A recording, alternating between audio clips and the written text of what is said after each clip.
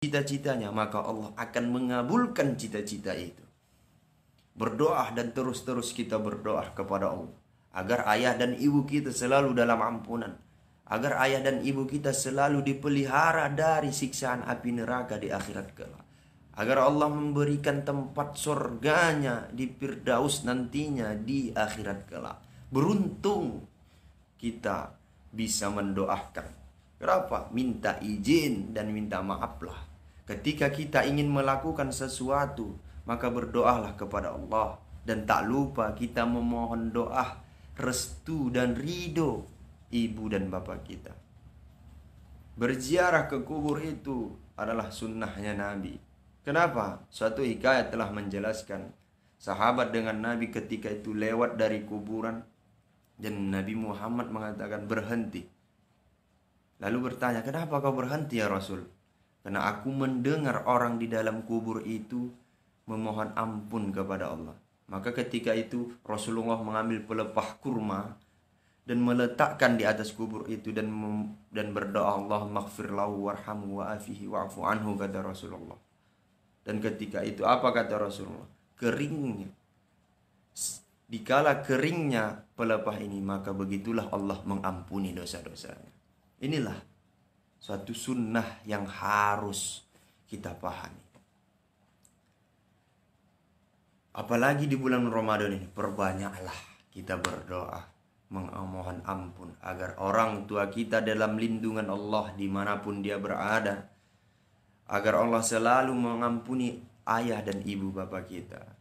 Karena tanpa ayah dan ibu kita, Allah mengutus ibu kita ini dan ayah kita ini, kita tidak akan lahir ke atas dunia ini. Dan ingat, sebanyak apapun hartamu nanti, setinggi apapun jabatanmu nanti, sekaya apapun kamu nanti, ketika di hadapan ibu dan bapamu, kau adalah seorang anak. Kau tak boleh menyombongkan. Sehebat apapun ilmumu nanti, sebanyak apapun hadis firman di dalam otakmu, ketika di hadapan orang tuamu, kau adalah seorang anak yang tak memiliki daya apa-apa.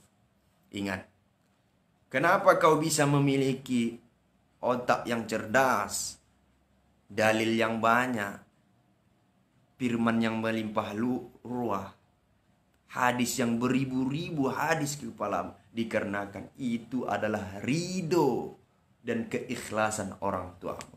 Jika seandainya orang tuamu tidak ikhlas, tidak setuju kau menghafis Al-Quran itu, tidak setuju menghafal hadis-hadis itu, tidak setuju dengan ilmu agama yang ada di dada dan di kepalamu itu, maka tak ada gunanya kau menghafal, tak ada gunanya kau berceramah, tak ada gunanya kau menjadi seseorang yang memiliki ilmu yang luas.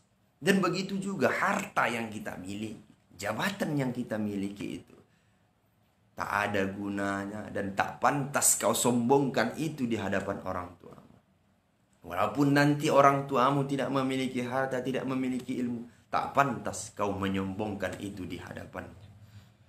Karena kau adalah seorang anak. Ketika di hadapannya kau adalah seorang anak. Di kantor kau seorang bos, atasan, pejabat yang tinggi. Ketika di hadapan orang tuamu, kau adalah seorang anak. Bahkan derajatmu lebih rendah dari seorang karyawan. Itulah betapa hebatnya, betapa tingginya derajat orang tua di atas dunia ini. Dan guru yang pertama kali ialah orang tua kita. Seorang ayah yang mengajarkan anaknya Allahu Akbar, Allahu Akbar ke telinga kanannya. Itulah pelajaran yang pertama kali diberikan ayahmu agar kau mengingat Allah.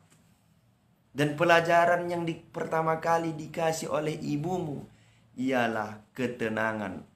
Apa? Dia menenangkan kau dikala kau menangis. Diberikannya air susunya kepadamu. Apa pelajaran yang pertama? Ialah berbagi satu sama lain sesama manusia. Ibumu mengajarkanmu meminum air susu itu. Itulah pelajaran yang pertama dikasih oleh ibumu, ialah berbagi satu sama lain. Harus kita pahami. Itulah beruntung kita masih memiliki ayah dan ibu kita yang masih utuh. Dan jangan bersedih bagi orang-orang yang telah ayah atau ibunya telah tiada. Berbahagia juga. Kenapa berbahagia? Berbahagialah kita mendoakannya. Semoga di dalam ampunan, semoga dalam lindungan Allah. Dan selalu kita berziarah.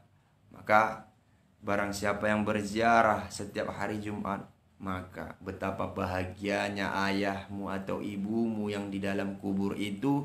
Betapa bahagianya, senangnya. Kenapa? Anaknya datang berkunjung melihat kuburan ayah dan ibunya. Anaknya sedang melihat keadaan ibu dan ayahnya di kuburan itu. Kita berziarah itu mengingatkan bagaimana inilah kematian yang sesungguhnya. Tak bisa berdaya, tak bisa memiliki kekuatan. Maka perbanyak dan jaga amal-amalan kita tadi. Yang pertama, hormat, sayang, dan cinta kepada ayah dan ibu. Yang kedua, kendalikan hawa nafsu kita. Yang ketiga, ialah selalu sabar dan tabah.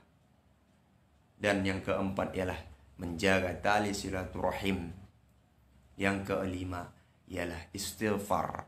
Agar yang empat ini mudah dan ringan kita untuk melaksanakan.